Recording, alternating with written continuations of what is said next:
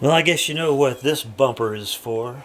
This is a Jeep, and it's made for square filing.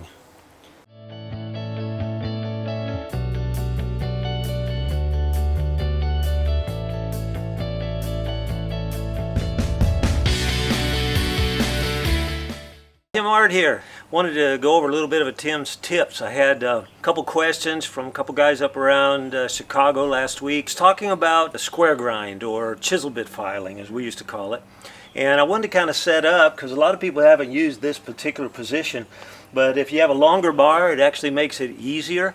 You can be able to set it up over a log or over a limb that supports it. You set the saw basically up at 45 degrees. I use the double bevel. It's a double bevel. This is a Sandvik. I've got some inferred. It's a file that basically has 6 sides to it, and more or less your objective in square file is to go right up to the point underneath.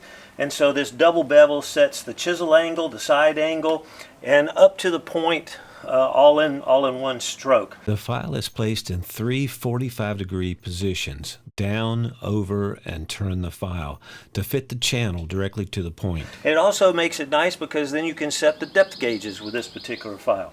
But you set the saw up, and then more or less any Jeep bumper will work, and you can take and go down 45, turn the file 45, and pivot it over 45. And then more or less you're looking right down into that crease, and that's how you want to set it. But now I'm going to flip the saw, still staying at that 45. That sets up so that I come back and over and turn the file, and this side, the left side, when you're right-handed, is a little bit easier to do. You look to make sure that side plate is coming out at 90 degrees. That line goes directly up to the point, and it channels it right up through there because you're applying pressure back against the bar this way. So that's another round file that's set. I start upright here. Use both hands, tracking it up. If I'm below the point, I've got a beak out there, I'm going to move it up just a little bit and turn the file. And that sets it to the point. Got my side angle. I've touched all the chisel angle. Come over here, same thing, down and over. Put that line on the file right up to the point.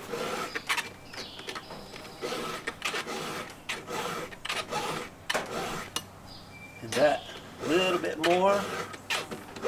So at that turn over there at the 45, a chain that's already square ground, it's very easy in this position to be able to keep it correct, because you can look to see if my line is up to the point. You can make sure all your chisel angle is touched. You don't want to be down below it having a beak, so you want that right up to the point. That square ground or that channel going up there just like a V-tool, goes right up to the point of that tooth.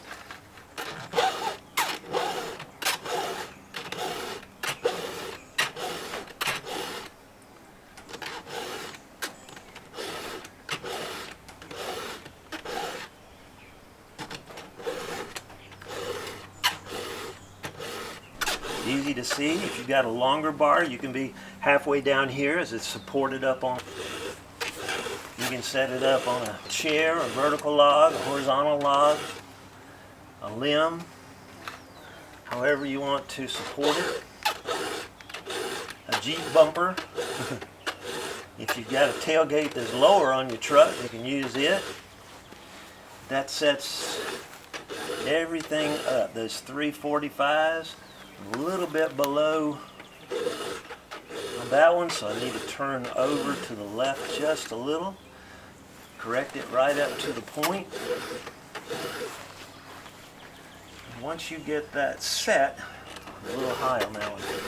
Once you get it set, then that is perfect. But once you get that flow going, when you twist this way, you're changing the side plate. You want to keep the angle here to go directly up to the point, and then the chisel angle is pretty much taking care of itself if you get it in those those two positions.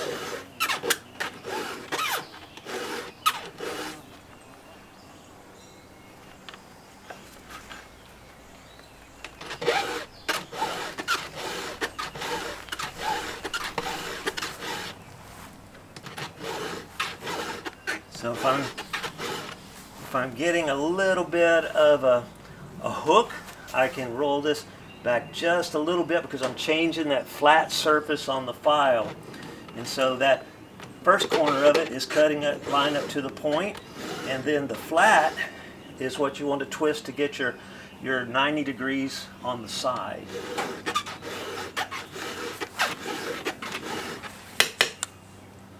So once you've got that point, it's very easy to stay in that same position. If you've got a vise, you know, you can set everything up on a workbench, hold it that way, but you've got to either come from inside to outside or outside to inside, holding the file at the right position to get those same strokes. But here in the field, where you're probably going to have to sharpen unless you carry some spares, which is a good idea.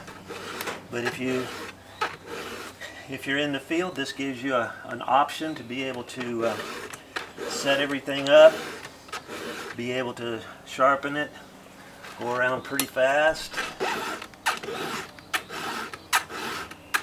see any damage. This position also works very nicely on round filing. A lot of people stand their saw upright, round filing. Well, this up against the limb or log gives you the ability to see that whole surface if you're round filing.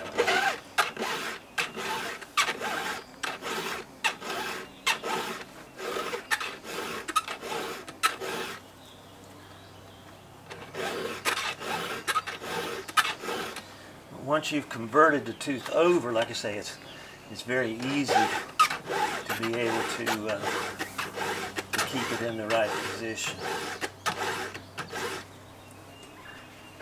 Not so tough when you don't have to have a rag there protecting your bumper.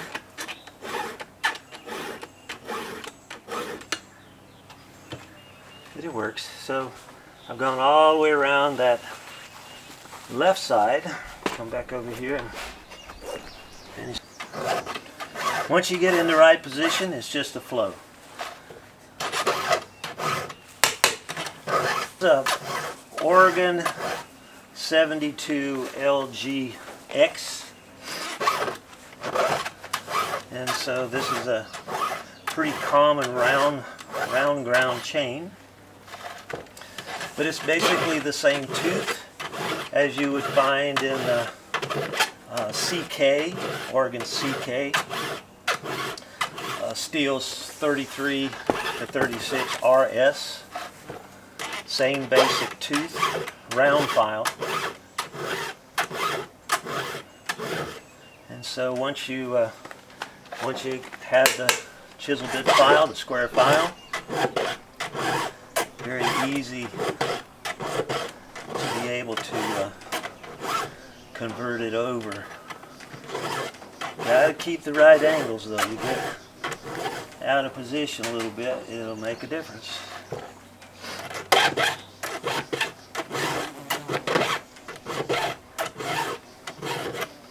But if it's catching the tie strap or the rivet, you're at the wrong angle. And you should be able to go back. Not a bad idea after you file the tooth back a ways is to, especially with the full chisel, is to take a little bit of the gullet back with a round file. I usually use a 3/16 and take that back. And that way you can get it started and move that side plate back and be able to take and keep the bottom of that side plate from any resistance in the kerf being the slot that the chain makes in the wood. So when you file back, that bottom edge of the side plate kind of sticks out a little past the point, and when that happens you have a resistance so you want to try to keep that out. I'm a little bit below on that one, so I moved this way just a little bit. A couple strokes takes that out.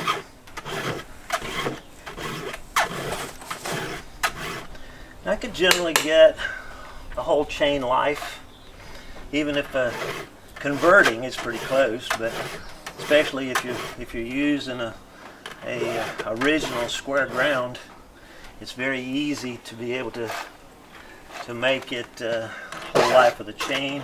And that's also setting your depth gauges also with the file. A little bit of beak underneath doesn't hurt too much on that, but you want to try to be as close to that corner as you can. So I try to get that first and then roll the file slightly so that that line comes back in and stays in the channel, but that also straightens up your side plate so you don't have any hook. And you'll have, the only way you really have back slope on this tooth is if you are above that point. And so that's it. So I've gone all the way around. Probably, spend a little bit more time with it, but if you can see here, it's starting to come together. So that's changing a round file over to square ground chain. So check the channel right to the point. Make sure that your side angles are 90. All your teeth are basically a 20-degree top angle.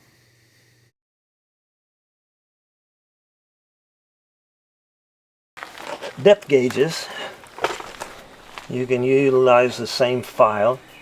I use the Husqvarna file plate, and generally on the hardwood setting, and more or less that sits up across down to the chassis of the chain. In the middle of the bar, you'll be able to do it. Now this also kind of rounds as it goes. It changes your top of the depth gauge, breaker, drag, whatever you want to call it, so that it kind of stays in that same radius. And so here you can go through, and if you're checking it just about as fast as you go around, you go from the inside of the raker or depth gauge to the outside. If you go this way, you can hear the difference. So it's against that sharp chrome edge, and it does make a little bit different sound. You can set them that way, but more or less it's going to really dull your files very quickly. And so here I can hold this. This is much easier operation if you have it in a vise, but in the field you can make a slot into a small sapling and set it. You can make a stump vise into a log or a stump. Set that. It drives in, makes a nice vise holder. And so a lot of different ways to be able to accomplish it. But one thing nice on this plate too, it takes each tooth individually. So it's setting the height of the point to the actual thickness of the chip in regards to the depth gauge. So no matter how long or short your teeth are, if you had a damaged tooth, you can be able to take that damage off, shorten that tooth, reset it with the plate like this, and that chain will still cut straight.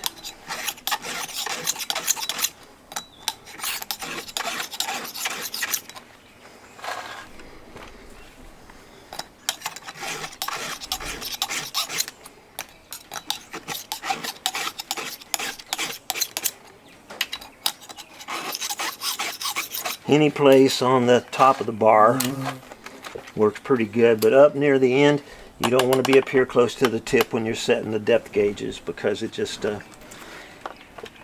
it'll start to go downhill with you there a little bit.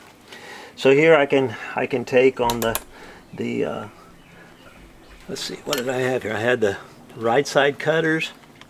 It's on this side, so now I'm doing the left side cutters from underneath, still on the hard set here. So this inside to outside. So I can go start down here at the base.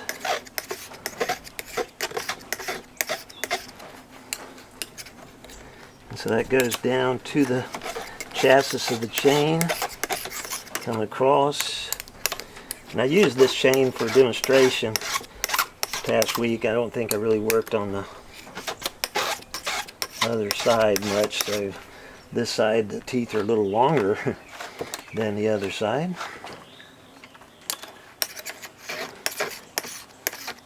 But this only takes, you know, what you pull up through the guide. It doesn't take too much. It can take less, but it can't take more.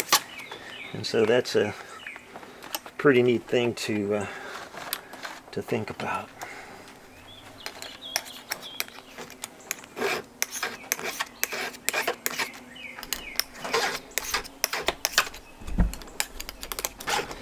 And so even a pretty aggressive file doesn't tend to wear them down very fast. There's a couple other ones that do the same thing out on the market. I noticed the Carlton file plate has been around for many years. Mr. Carlton designed that a long time ago. His concept was that each tooth cuts individual. And then Husqvarna started marketing this one. I noticed over the past few years West Coast Saws also has a similar plate. And to me that's really the best way to adjust your depth gauges. And I think we have it. So that's all the teeth converted. And probably could do just a few checks there, make sure I'm on side plate angles and stuff, but I got the channels up to the point, no reason to really take and wear too much chain down right now.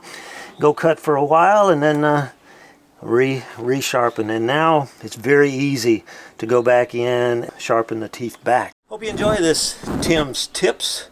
Look forward to any comments you may have and hope to see you along the ForestApps Road. Good sawing to you.